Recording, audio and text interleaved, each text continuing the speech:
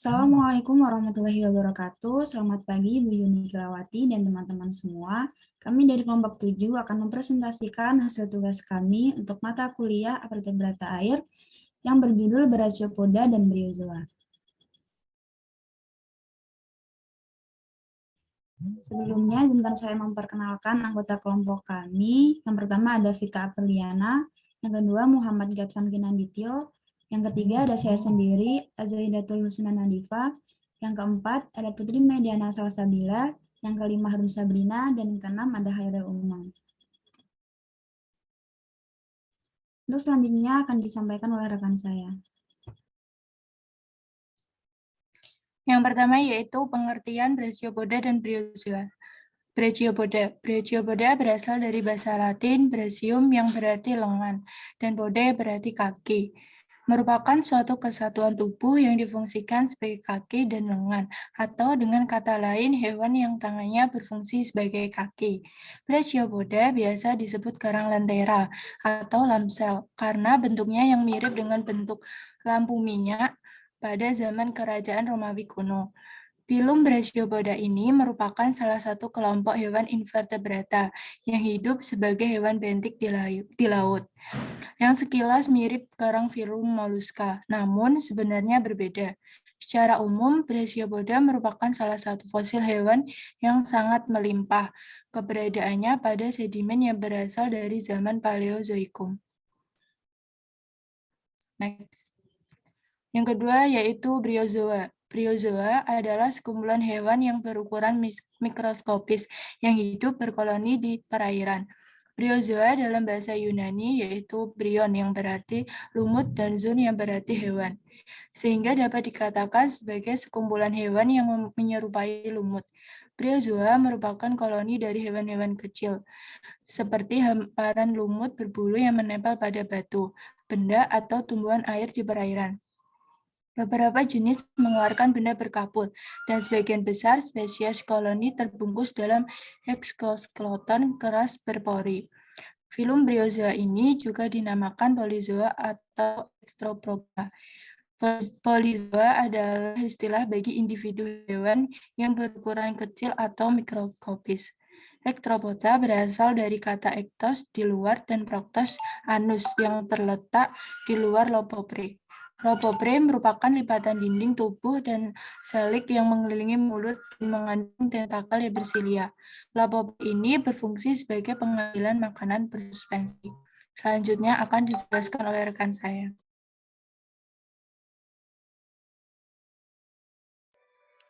Klasifikasi Brachiopoda dan Bryozoa. Pada klasifikasi Brachiopoda dibagi menjadi dua kelas, yaitu yang pertama Articulata atau Pigocaulina, yaitu cangkang atas dan bawah dihubungkan dengan gigi pertautan. Kemudian yang kedua ada Inarticulata atau Gastrocaulina, yaitu cangkang atas dan bawah dihubungkan dengan otot. Next. Pada Bryozoa dibagi menjadi tiga kelas, yaitu yang pertama Phylactolemata. Lofophora berbentuk tapal kuda, punya epistoma, dinding tubuh berotot, koloni monomorfik, terdapat di air tawar, tidak ada zooid polymorphism, tidak ada proses pengerasan kapur dan penghasilkan statoblast. Yang kedua ada Gymnolemata. Pada Gymnolemata, Lofophora berbentuk lingkaran, epistoma tidak ada, dinding tubuh tidak berotot, koloni polimorfik, zoecia kompleks berbentuk silindris, lebih dari 3.000 spesies hidup dan kebanyakan hidup di laut, dan banyak spesies fosil. Yang ketiga ada Stenolemata. Bentuk zooeciumnya seperti tabung atau pipa, terbuka di bagian ujung, dinding zoecianya berkapur dan menyatu satu sama lain, orifice-nya bundar, telur dierami dalam ofisial yang besar, Lofophora berbentuk gelang, 900 spesies hidup, dan semuanya ada di laut. Next. Morfologi Brachiopoda dan Bryozoa.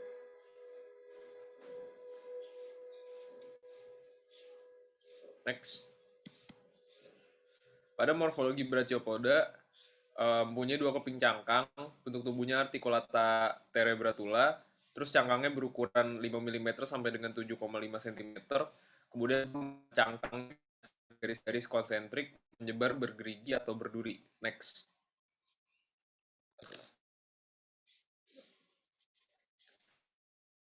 Briozoa. Tubuhnya itu simetri bilateral, tidak beruas-ruas, ukurannya berkisar antara 1 mm sampai dengan 3 meter, kemudian juga bentuk zoochiumnya seperti kotak. Selanjutnya akan dibacakan oleh teman saya. Selanjutnya yaitu anatomi Brachiopoda dan Briozoa.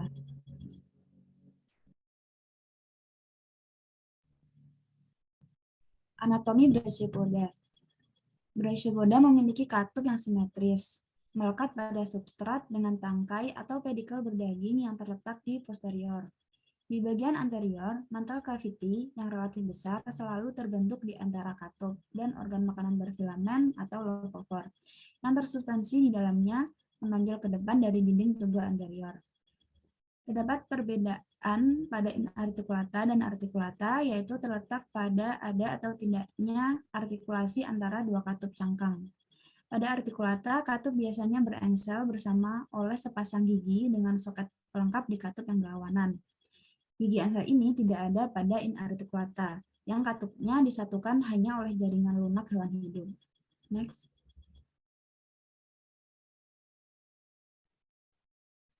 Pedikel adalah satu-satunya organ yang menonjol di luar katup, sedangkan sisanya berada di ruang tertutup. Ruang ini dibagi menjadi dua bagian yang tidak sama, yaitu rongga tubuh posterior yang lebih kecil dan rongga mantel anterior. Pada articulata, kedua mantel saling mendekat dan akhirnya menyatu di sepanjang tepi posterior brachiopoda artikulasi. Sebaliknya, mantel terpisah dalam articulata dan dipisahkan oleh strip dinding tubuh. Rongga tubuh berisi otot-otot, saluran pencernaan, nephridia yang merupakan organ ekskresi berpasangan yang juga berfungsi sebagai gonoduk atau organ reproduksi dan sistem peredaran darah dan saraf primitif. Mantle cavity berkomunikasi secara bebas dengan laut ketika katup dibuka. Leukofor digantungkan dari dinding tubuh anterior di dalam mantle cavity dan selalu ditempatkan secara simetris terhadap bidang median. Leukofor terdiri dari tabung bantalan filamen dan cilia yang bervariasi. Dengan ketukan cilia menghasilkan aliran air yang teratur di dalam rongga, mengalir melintasi filamen, menjebak partikel makanan yang dibawa sepanjang alur di leukofor ke mulut yang terletak di medial. Next. Selanjutnya anatomi briozoa. Sebagian besar briozoa hidup berkoloni. Setiap koloni terdiri dari unit fungsional yang disebut zooid. Zooid yang berdekatan dipisah oleh dinding yang terbuat dari bahan kerangka dan kutikula organik. Anatomi dari zooid yaitu yang pertama leukofor dengan mahkota tentakel di atasnya mudah dikenali. Di sisi tentakel terdapat cilia atau bulu cambuk bekerja bersama untuk menciptakan arus menuju mulut. Mulut ada di dalam leukofor. Kerongkongan, lambung, usus, dan anus yang terletak di luar leukofor dapat terlihat dengan jelas. Kemudian eksosis merupakan lapisan luar dinding tubuh, sedangkan endokis merupakan lapisan dalam.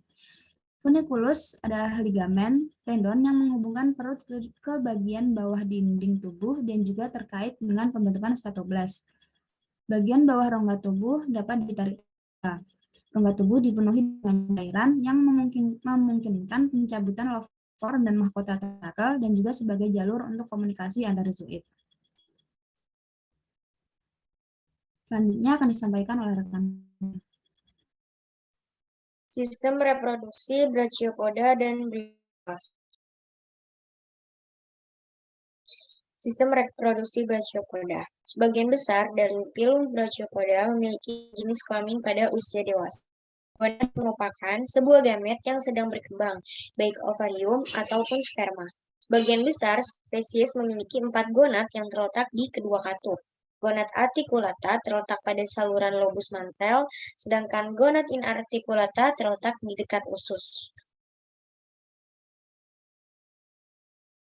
Cara reproduksi Brachiopoda. Ada reproduksi seksual, fertilisasi eksternal, dan gamet dihasilkan oleh peritoneum. Gamet yang telah matang mengapung ke dalam selom utama lalu keluar menggunakan kedua sisi mulut yang telah terbuka dari rongga di metanefrida. Pada sel Jadi pembelahan secara radial, sel yang terbentuk di tumpukan cincin langsung di atas satu sama lain. Lalu selanjutnya ada holoblastik.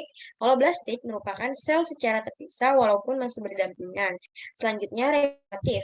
Regulatif merupakan jenis jaringan di mana sel berkembang dikendalikan oleh interaksi antara sel-sel yang saling berdekatan. Nah, proses reproduksinya sebagai berikut. Pembuahan, larva, turun pada substrat, metamorfosa, brachiopoda dewasa. Next. Selanjutnya, sistem reproduksi briozoa.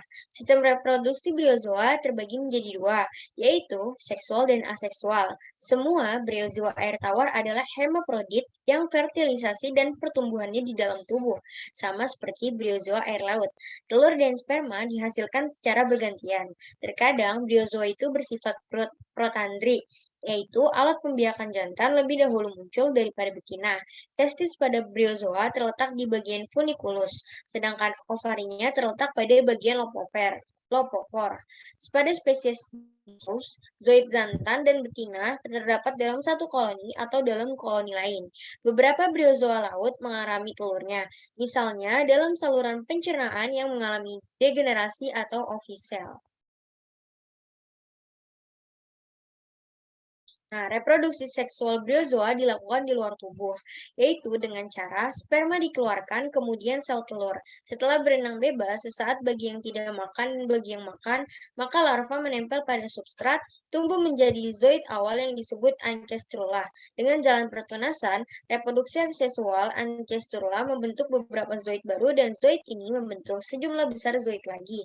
Sehingga terbentuklah koloni briozoa baru yang tumbuh semakin besar untuk koloni sesuai jenisnya. Koloni berumur satu musim atau 1 tahun.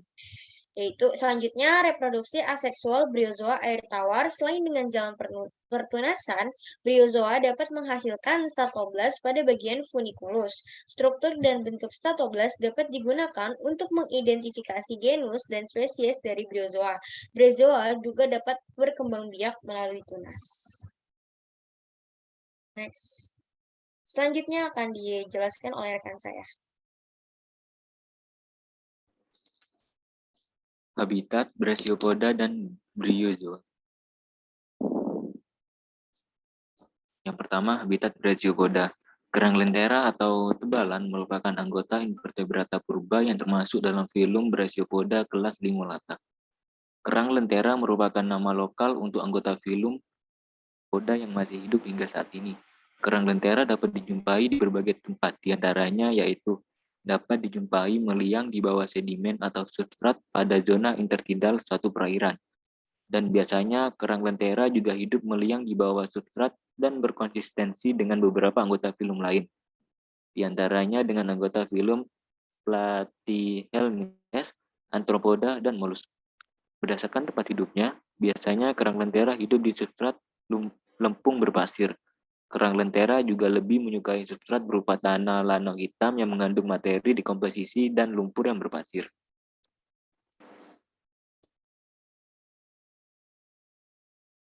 Lalu habitat briozoa. Yang pertama, briozoa air tawar hidup terutama di daun, batang, dan pohon air dangkal. Sebelum air minum disaring, mereka secara teratur mencemari pipa pasokan air. Meski tidak jarang, briozoa air tawar sering tidak mencolok di kolam, danau, atau sungai yang mengalir dengan lembut, terutama di air yang sedikit basah. Lalu briozoa laut adalah briozoa yang menghuni pantai. Briozoa juga terdapat di dasar laut, bahkan pada kedalaman sangat dalam. Namun dasar jurang samur merupakan habitat yang tidak menguntungkan bagi briozoa. Beberapa spesies mentolerir perairan hipersalin atau payau. Saluran dangkal dan terlindung yang memiliki arus tetapi dilindungi dari gelembung yang parah merupakan habitat khas briozoa. Garis pantai terbuka mendukung lebih sedikit spesies briozoa, tetapi spesies non-kapur seperti Achyonidium, Bowermansia, dan Flustrellidra banyak terdapat pada alga intertidal di perairan beriklim sedang.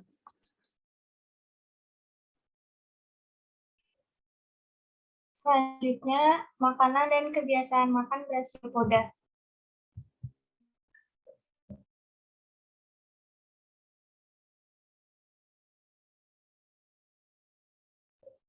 Terdapat lovovor dalam cangkangnya yang berfungsi untuk mendapatkan makanan. Bentuk lovovor seperti dua tangan atau menggulung dan masing-masing mengandung deretan tentakel serta alur makanan menuju mulut.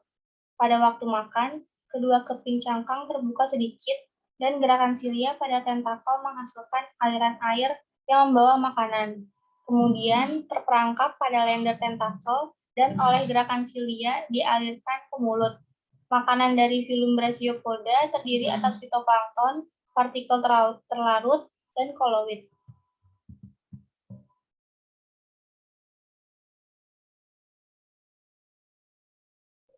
Selanjutnya, peranan Brachiopoda dan Bryozoa.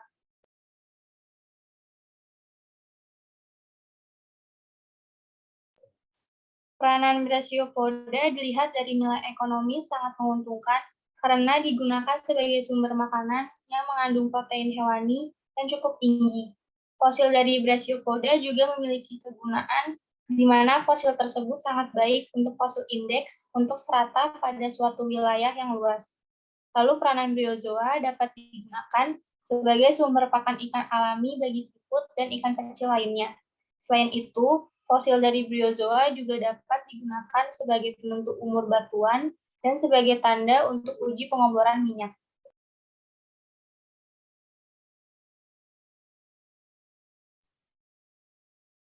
Berikut merupakan daftar pustaka yang kami gunakan sebagai rujukan dalam mengerjakan tugas. Sekian materi presentasi dari kelompok kami. Mohon maaf apabila terdapat kekurangan. Terima kasih. Wassalamualaikum warahmatullahi wabarakatuh.